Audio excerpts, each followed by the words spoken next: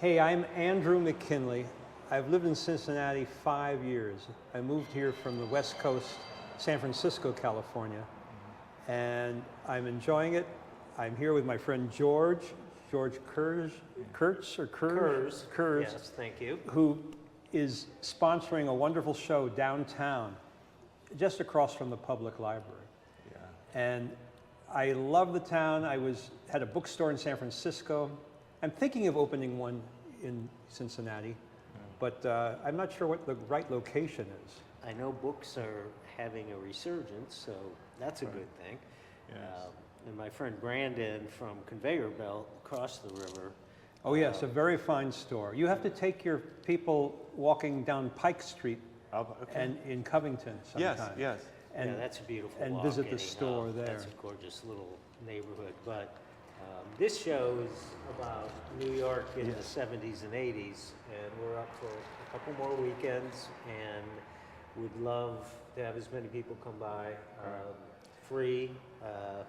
Yeah. And it's I went to school in New York in the 70s. Oh, is what part of this the exhibition? What are the photos that kind of capture you, the things that influence you socially and intellectually?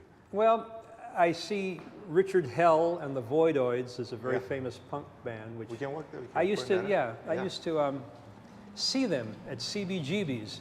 Yeah. oh, you were a CBGB person? Yeah. Television was a big band. Yes. So George has this greeting you as you come in. Then here's a picture of Robert Mapplethorpe, who was very big in New York. He hooked up with Patti Smith.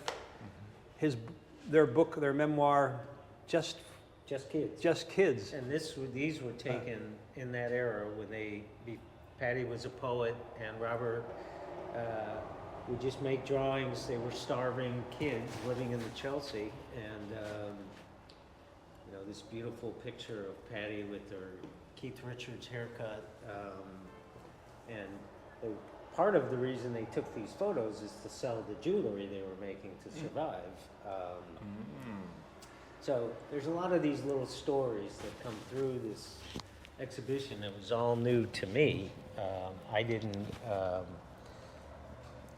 this book, or the curation of the show ended up teaching me so much more about the backstories behind what was going on. Like, we knew Patty as a musician and performer, but you didn't know until Just Kids came out what was behind it. And I found that book fascinating, but that same thing exists for almost every artist in the show. Yeah, I was lucky. I grew up in New York for college. Did you spend much time there in a I certain just picture? knew it mostly from people I knew that moved there, and I would go visit them.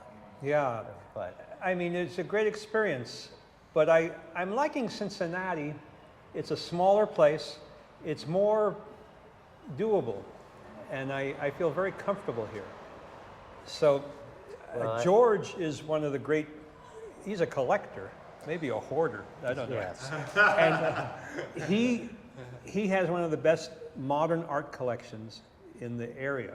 oh, So and Well- when he gets behind something, he gets behind it in a big way. well, I think it's also exciting to see how many young people are coming to Cincinnati to be part of the arts community, or staying here, because it used to be more common that they would grow up here, and their first chance they get, they would move out. And I think we're building a much stronger, younger community around it. So I've been here since '86 or so.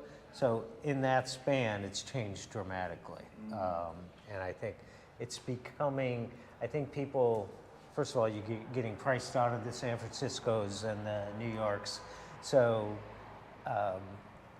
and with social media, you can experience a lot of what's going on there and still live in a town like Cincinnati. And hopefully, like Brandon, he lived in New York. He had a bookstore there. Yes. And he came here and said, I'm going to bring a little bit of I'm of so that glad New that you've York hooked air. up with Yeah. him. So how's Cincinnati has received the culture you guys are bringing? Oh, it's amazing. And again, it has been one of the most heartening things to me is how many young people come in and they know these people that were so influential. You know, even some of the more obscure ones that I don't know. And they'll have fixated on one little element of, you know, the art scene from back then, and this is the person that's influencing them. And a couple kids in yesterday saying how much they love taking pictures with film and going in the dark room and making prints. Like, That's my speed, although yeah. I'm too lazy to I mean, print. but the kid's like 20-something years old. He lives in LA. He was always used to making digital photos, and now he's making analog photos. And that shows me that there's still people that'll carry the torch forward on some of these more classic ways of making art. So yeah. A mutual friend of ours is Chris Johansson, and he's going to promote a photo show, analog, of a photographer that's just deceased, a fairly young one, Dave Schubert. Yep. And you should be clued into that. I'm going to be back in San Francisco for that show. But it's, I don't know, there's a solid art base here. It's small. It's not Chicago, which is 10 times as big. It's not New York or San Francisco. But it's its own unique take on the arts.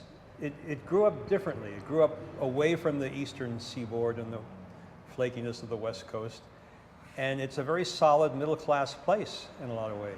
But I'm enjoying. I mean, I like it. I'm happy here. Yeah. And I want him to be happy here, because if we lose George, that's a big blow. That's a body blow. Well, in a modest way. I mean, he doesn't have a gallery, but he's using a good space for his show. Well, we're bringing a group in from the Contemporary Arts Center. They're visiting. We have a connection with those folks. The Art Museum is bringing a group. There's a group from Louisville, from the KMAC Museum that's bringing a group. So hopefully my little role can be to bring people together and get to meet each other. Well, they should extend your show, because it is a very strong show, and more people should see it. Bring a crowd in. The other aspect of it is that different people are drawn to different things depending on what resonates with them. Like, there's a music component to it of the punk and the hip hop scenes. We're down there looking. There's transgressive film. There's straight photography. So like a number of people have come in that are really photo enthusiasts, and they find a different artist to be the most compelling to them. If you're into the music scene, you're probably going to be drawn to those images. So what I was hoping is that people that came here, no matter what, even if they weren't interested in the downtown scene, they would find something interesting in how the artists worked and how they're, which was what's fascinating to me. Is, yeah.